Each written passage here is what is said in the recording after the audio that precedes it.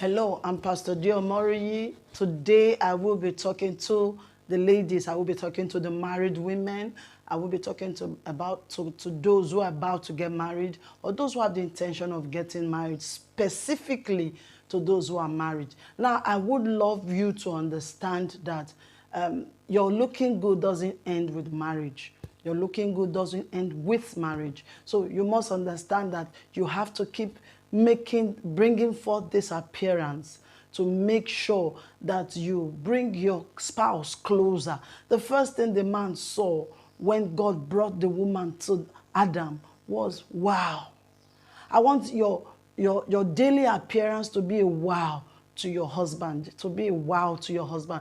When you wake up in the morning, some men will tell you, I love you without the makeup. Just like my husband, he will say to you, I love you without your makeup. You are so naturally beautiful without your makeup. Now, for 5 things you would do, I would say you should do to get your man closer to you is, number 1, be hygienic, be neat, be clean.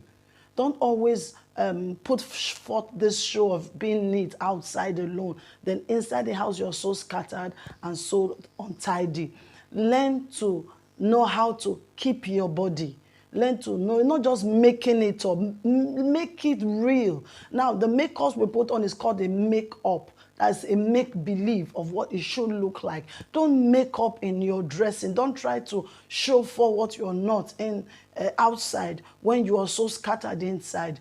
Try to make sure that you're clean, you're tidy, you're hygienically kept. It has a way of drawing your husband close to you when you smell good.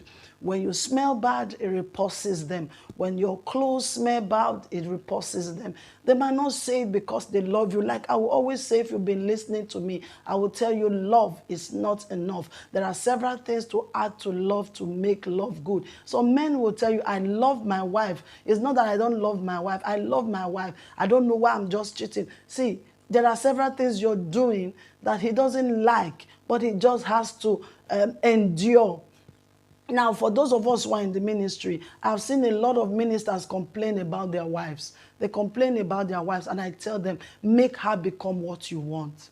Tell her what you want. Tell her what you desire. Let her know you don't like this thing. Don't pretend about it. Let her know the way you want her to look. And always keep putting it before her. If you have to plead with her, do it so. If you have to buy those clothes for her, do so. If you have to teach her how to do it, do so.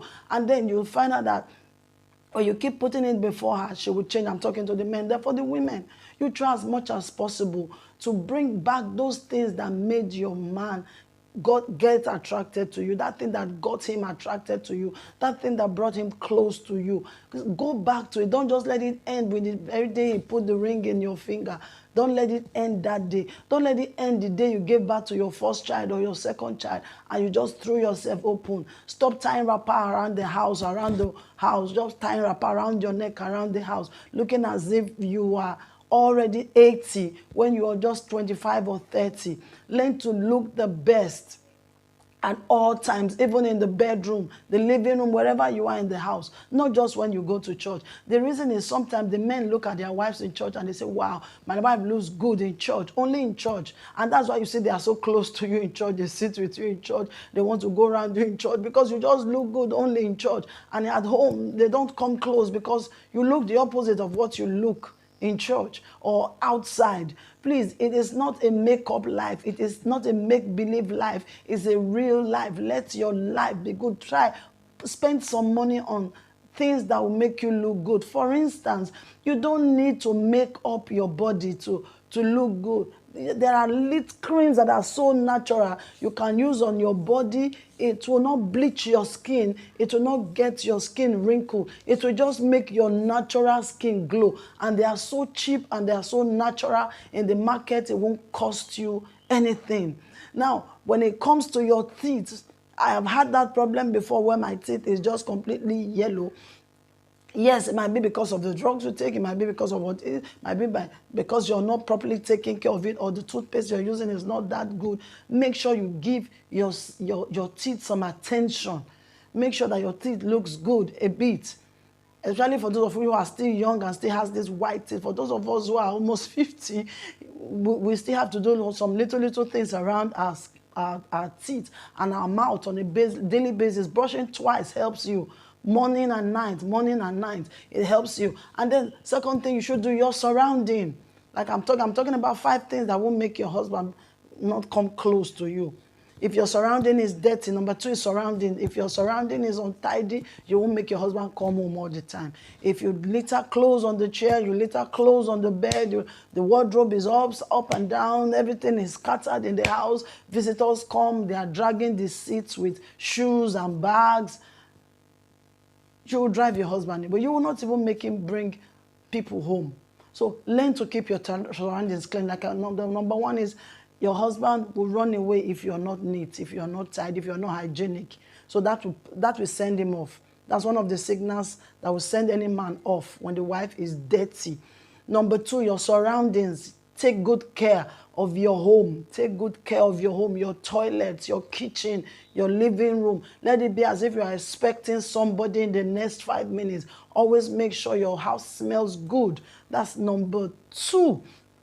Number 3, be a good cook. If you do not know how to cook, you will send your husband away. Number 3 thing is you will send your husband away if you don't know how to cook. He will end up eating in his mom's place or in his in-laws' place or in his sister's place or even in a girlfriend's place. Learn how to be a good cook. Thank God for YouTube. Thank God for cookbooks. Thank God for sisters and sisters you have. Thank God for in-laws. Thank God for those women in the market who will give you the cooking tips. They'll give you the recipes to whatever it is you want to cook. I learned from a woman in the market how to make oha soup when my husband was craving for it after he came back from the east. Then, that was then. So you also can go to those women in the market and ask them, madam, I want to cook oha soup. Those Igbo, I want to cook oha soup. How do I do it? What are the ingredients I need to buy? They will give you these tips without even asking you for money. For as long as you buy it from them, they are ready to teach you how to do it. In short, they're ready to teach you how to do it, and it will come out good. You could ask a friend, you could ask somebody to teach you. I learned how to make ojojo from a Yoruba friend. I learned how to make gbegiri from YouTube. You could learn those things. I learned how to make there's this particular food from the Ibira land that looks like moi moi, apapa. I learned how to make apapa on YouTube. You could learn anything from there. So learn. If you are not a good cook, you will send your husband away. Number 3, if you don't know how to take good care of your kids, if your kids are not well taken care of. There was a particular time I was going out. I was with a sister and a friend of ours, a male, was coming towards us, and we saw this woman all painted up. She was looking so dirty. Her clothes were dirty. The children were looking dirty. And it was a Monday morning to be said. And the man just eased and he said, dirty woman. Yes, you will see that she was dirty, the way she was looking. Yet, she still had a makeup and a lipstick on. And she was dragging those children who were in oversized clothes, oversized shoes. And then they were looking so unkept. One of the ways you could put your husband off, too, is when you don't take good care of your children. When you don't take good care of your children, it will also piss him off because they want their children to look good. It doesn't cost much. You can go to the OK market, or in Lagos, we call it Katangwa market, OK market, second fairly used market. Buy first grade. Come wash them, clean them up, let them be good. Sometimes they're even better than the ones we buy from the boutiques. They're even better than the ones we buy from there. Get them. It depends on how your pocket is. Get those clothes, get them washed, get them ironed, put them on your kids, put good shoes on them, and let them look good. Your husband will be so happy that the wife looks good, the children looks good, the house look good, the children smell nice, the house smells nice, and then the aroma that comes from your kitchen is wow. When the aroma from your kitchen, when he hears the aroma or smells the aroma coming out from your kitchen, he says, wow, he wants to come around you to steal something, that will steal a piece of meat or to just get a taste from what you are cooking. Learn how to add something to your cooking. Learn it. Don't say, I don't know how to cook. I don't know how to cook. So we can learn. Just try to learn. Those things that you have not learned properly, learn them. Those ones that you didn't do well, unlearn them and relearn. relearn them and get to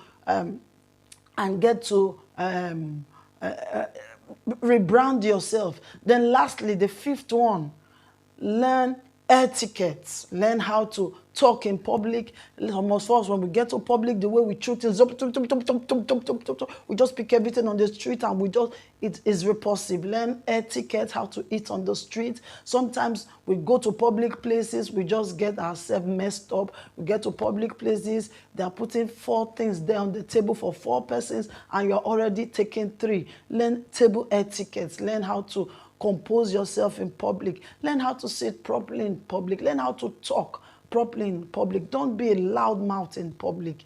Learn how to comport yourself in public. It will not bring shame to your husband. It will not make him. I've shared those 5 things already. Number 1, I'm saying it from the negative side. 5 things that will make your husband run away from you. Number 1, if you're dirty. Number 2, if the house is dirty. Number 3, if you don't know how to cook. Number 4, if you don't know how to take care of your kids. And number 5, if you don't have etiquette, good mannerism. If you don't have good manners, you put your husband off any day. It doesn't matter how anointed you are. It doesn't matter how fiery you are. And then let me add this Jara Fusi. If you do not respect or honor your husband, which is the 6th one, is the Jara I'm putting. If you do not respect and honor your spouse, it's going to put him off any day. If you do not honor him, remember, if you honor him, you will honor his relatives. If you honor him, you will honor his friends. If you honor him, you will honor his family. So honoring your husband is not just honoring him as a person, it's honoring his people, his friends around, so that he can also learn to pass that thing on to you and then respect you, honor you, love you, and also love everything that is yours. I just pray that this 6 points will help us become a better us. Please, let me tell you the truth. We can heal. We can change. I've done a lot of changing in my life, and I've come to see myself feel better, look better. And it has made me a better woman. And I believe you also can learn. You can, if you've gone through hurts and pain because of these attitudes you have, and you've lost a spouse as a result of that, divorce, or you've lost a spouse, or you lost a good relationship because of that, learn. Try to get past that